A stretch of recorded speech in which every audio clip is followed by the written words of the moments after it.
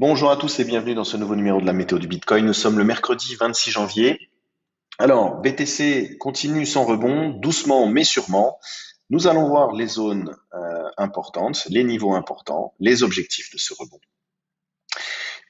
et le contexte global. Donc, déjà, après ce mouvement de panique et les scénarios les plus improbables sur des retours de BTC, de bear market, des retours à 10 000, 7 000, même 3 000 dollars. Bon, maintenant que cette euphorie négative est passée, nous allons pouvoir avoir des discussions un peu plus construites. BTC n'est pas arrivé au milieu de nulle part. On l'a évoqué déjà depuis un moment sur notre scénario de comblement de gap. Ici, je profite pour revenir sur ce scénario. Nous avons ici la charte du CME, Chicago Mercantile Exchange, là où les institutionnels tradent sur les contrats futurs. Nous avions un gap béant ici. Un gap, c'est quoi? C'est un trou de cotation. Le marché n'aime pas laisser ouvert. Donc, évidemment, ce mouvement baissier n'avait pas pour but ultime que de combler ce gap, mais en tout cas, à l'approche de ce gap, le marché est venu faire un dernier mouvement pour aller le combler. Ok. Alors, est-ce le bottom? Ça, on n'en sait rien. Tout comme on ne sait jamais prédire un top.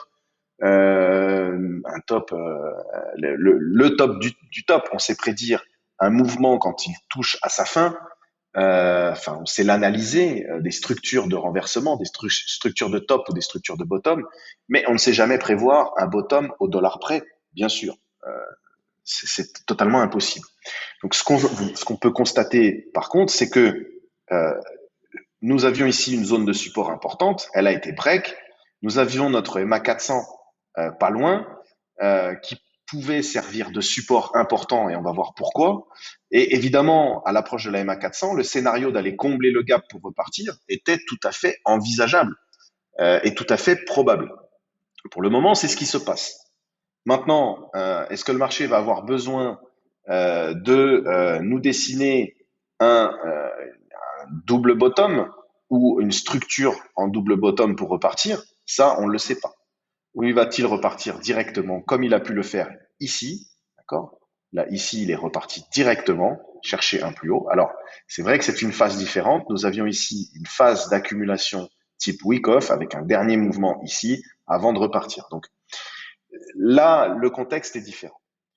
Maintenant, on ne peut pas non plus écarter le scénario du comblement de gap et d'une reprise haussière. Ne pas aller chercher sous les 30 000.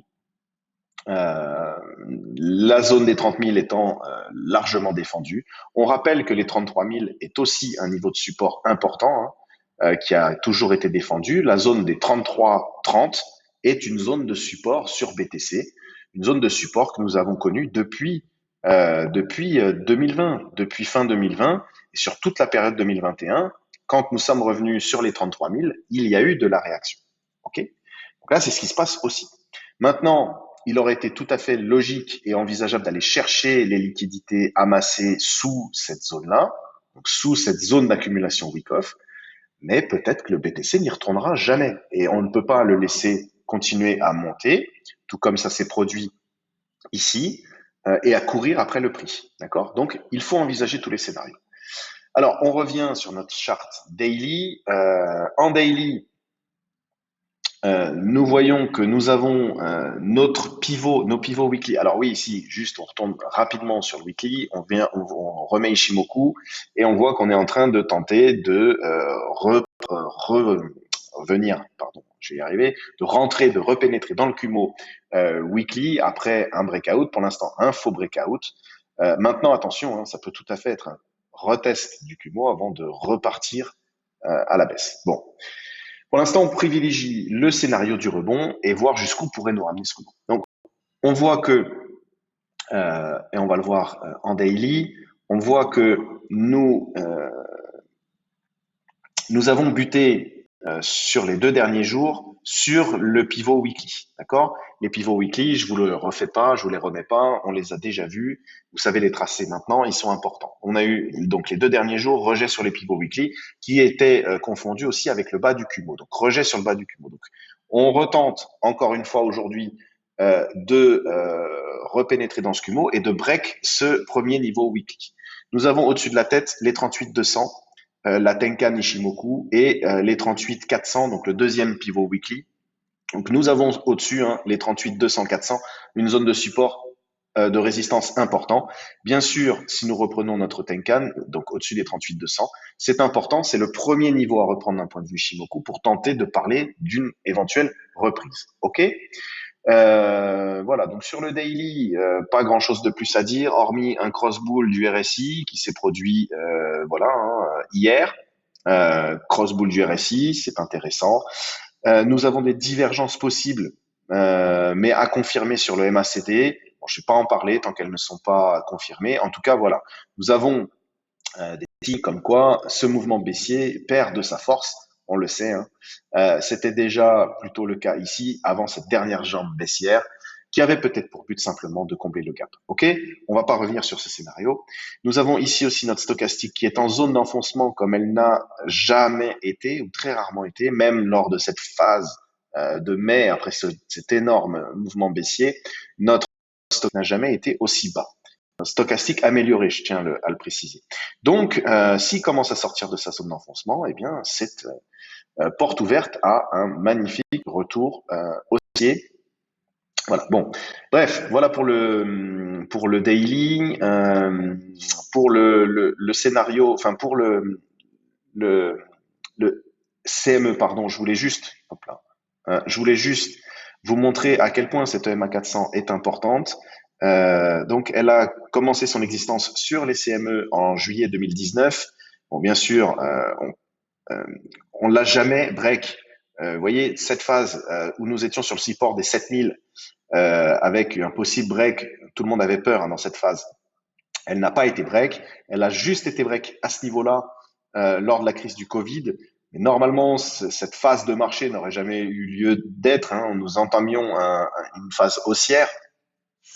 Bon, les actualités ont fait que voilà, ce mouvement baissier qui a break la MA 400 et depuis on évolue toujours au-dessus. Donc là, même contexte, ambiance économique un peu catastrophique. Bon, on en profite pour aller combler le gap et puis on repart et on ne break pas notre MA 400. Voilà, donc c'est possible. Tout ça est tout à fait possible. Alors maintenant, on va regarder en H1 ce que ça nous donne et regarder nos objectifs de retracement de ce mouvement parce que jusqu'à présent, nous sommes dans un enchaînement de creux et sommets ascendants. Creux, sommet, creux, sommet, creux, sommet, creux, sommet. Ok, on enchaîne les creux et sommets ascendants. Attention, nous avons de légères divergences en H1 qui apparaissent, qui traduisent le fait que eh bien, ce mouvement perd un peu de sa force, bien sûr, et est plutôt dans un enchaînement de creux et sommets ascendants, mais timide. Voilà. Ça ne veut pas dire ici que nous avons un top et que ça va repartir à la baisse. Okay, en H4, nous avons pour l'instant aucun signe de perte de momentum. Le MACD est toujours en phase ascendante. Voilà, on marque des creux et sommets ascendants également. Le RSI tend vers le nord et notre stochastique commence à sortir de sa zone d'enfoncement. Il va vouloir aller chercher la zone de surachat. Ok, donc pour l'instant, ça rebondit. Simplement, donc les objectifs du jour en H1 sont assez simples. Faire un nouveau sommet, d'accord? Parce que nous n'avons pas réussi pour le moment à faire de nouveaux sommets. Alors, bien sûr, hier, le sommet était ici, petit retracement, bim, on est revenu faire un nouveau sommet, on retrace un peu, bim. Donc maintenant, là, ce qu'il faut faire aujourd'hui, c'est aller chercher au-dessus de ce dernier sommet, donc au-dessus des 37 974. Bon, ça a l'air bien parti pour. BTC continue à pousser. Attention, nous sommes quand même sur notre pivot, le pivot de la semaine, et ce pivot a rejeté donc cette nuit et a rejeté là ce matin. Ok? Donc, ça en fait un niveau important. Bien sûr, il est confondu quasiment avec le dernier sommet. Ok? Ce qu'il faut faire, ce à quoi il faut faire attention, c'est que nous n'entamions pas une phase de retracement. Et pour ne pas entamer cette phase de retracement, il faut tenir le dernier creux ici. Ok? Sinon, nous pourrions avoir quelque chose comme ça. Voilà, tac. On n'arrive pas à faire de nouveaux sommets, ça rejette. Et là, on break ici le dernier creux.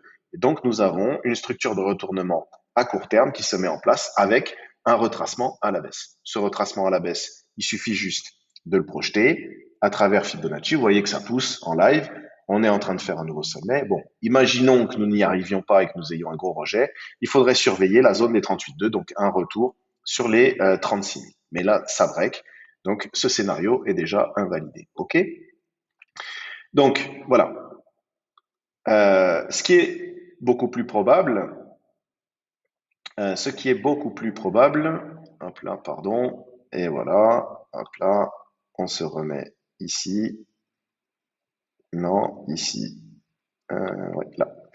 Voilà, ce qui est, pardon, hein, pour ce bug d'affichage, ce qui est beaucoup plus probable, c'est la poursuite haussière. Donc, on enlève maintenant ce sommet qui a été break. Donc, on tient toujours notre creux, hein, le creux à défendre, les 37 109. Maintenant, ce qu'on va envisager, c'est plutôt la poursuite du rebond.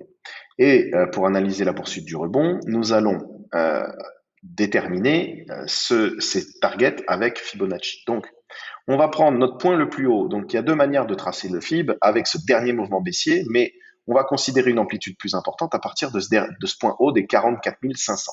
C'est le dernier point haut avant la phase baissière. OK? Donc, on prend notre point bas et on va aller chercher nos zones. OK? Donc, ici, hop là. Voilà. Donc, notre première zone importante, c'est les 38,2. Alors, on voit que dans la journée d'hier, les 38,2 ont rejeté. D'accord? Nous n'avons pas réussi à clôturer au-dessus. Donc, nous avons eu un léger retracement et un retour haussier ici. Vous voyez, un double bottom ici, bim, on renverse la tendance baissière ici, double bottom, on repart à la hausse et on va chercher à faire les nouveaux sommets. J'imagine que lors de ce mouvement, je ne l'ai pas regardé, mais on va le faire en live.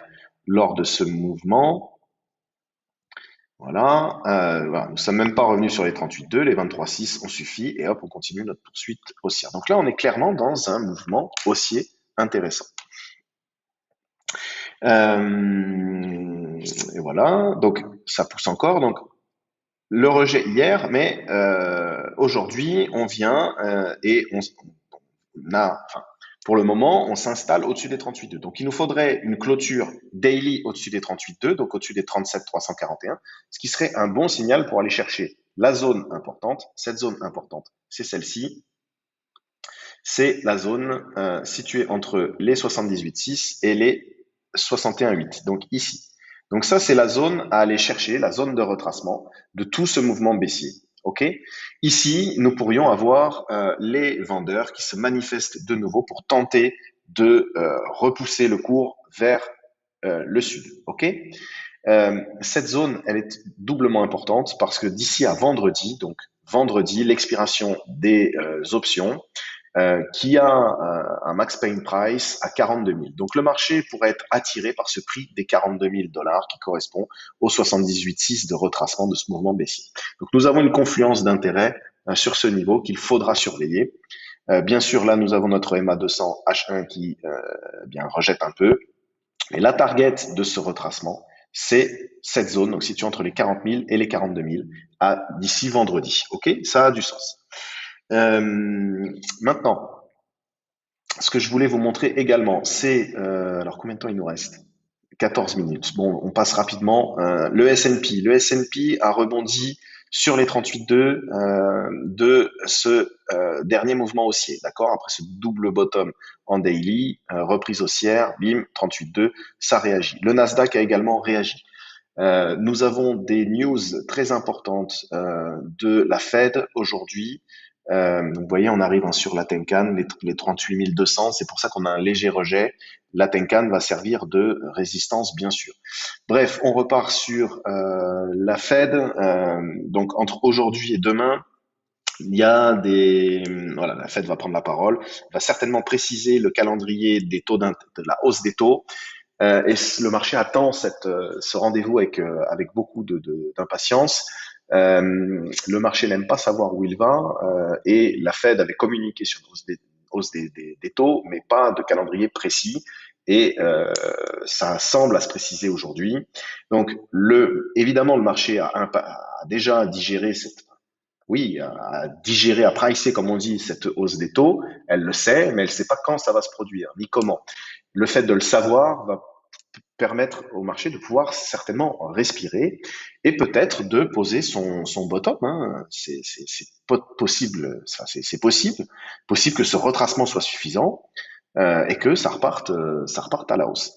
Voilà. Donc de toute façon, on surveillera le marché américain, puisque BTC est extrêmement corrélé en ce moment au marché américain. Donc, s'il y a une reprise du marché américain, bien BTC pourra continuer tranquillement son retracement. OK. Alors, on va regarder ce que nous avons aussi ici. Donc, ici, on va passer sur du 1 heure. Donc nous avons donc les contrats dérivés BTC USDT donc sur Binance, le ratio long short, l'open interest et le funding. Donc on voit que le funding est passé dans le négatif. Donc les positions short sont maintenant payantes et coûtent à être maintenues. Donc voilà, c'est un élément à prendre en compte. Quand le funding est négatif, nous avons plus de possibilités à aller chercher vers le nord, donc aller chercher les shorts, plutôt que d'aller vers le sud. Ok. Au-delà de ça, lors de tout ce mouvement, vous voyez, lors de ce mouvement de légère hausse euh, du BTC, nous avons un ratio long-short qui a diminué. Donc nous avons maintenant des longues pour 51% et des shorts pour 48%. Donc les gens sont en train de shorter ce mouvement haussier, d'accord? Donc les gens shortent ce mouvement haussier. Pour l'instant, il n'y a pas de gros short squeeze.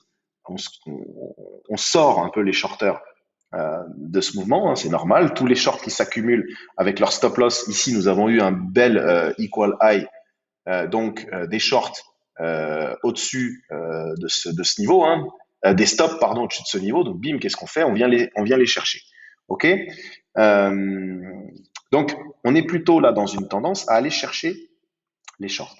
Et il y a beaucoup de shorts qui se sont ouverts, évidemment, sur tout ce mouvement. Donc, il y a des liquidités à aller chercher. Donc, c'est ça qui pourrait, évidemment, accentuer le mouvement du BTC, aller chercher les liquidités des shorts. Et ce qui, donc, alimenterait, en fait, donnerait assez d'énergie à BTC pour aller chercher les zones importantes. Et là, tout le monde verrait BTC qui pousse, tout le monde irait à la course au prix, hein, en se disant bon bah mince, ça y est, il retournera pas sous les 30 000, on va acheter et comme ça pourrait naître ce mouvement haussier. Ok. Voilà, donc il faut pas avoir peur de ce rebond, il faut pas à tout prix se dire que BTC, de toute façon, tout le monde le dit, BTC va retourner en dessous de 30 000. Eh ben, oui, peut-être qu'il ne le fera pas. Donc il faut suivre ce qu'on a sous les yeux et ne pas vouloir trop anticiper les choses. Bon, ici attention, j'attire l'attention là-dessus. Combien me reste-t-il de temps? Très peu de temps. Je voulais faire un brief rapide, mais bon, tant pis. Il faut faire attention ici. Nous sommes quand même sur une zone de rejet et depuis toute la journée, voilà, nous n'avons pas récupéré pour le moment le pivot de la semaine. Ok, les 37, enfin les 38 en gros. Donc c'est important de s'installer au-dessus du pivot hebdo. Euh, Définitivement, hein, en plus au-dessus des 38,2. Voilà. Donc c'est ici, nous sommes dans une zone importante et également notre Tenkan Daily. Donc les 38 000, 38 200, 38 400 sont une zone importante à reprendre à court terme. Ok. Voilà, je vous laisse pour aujourd'hui et je vous dis à demain.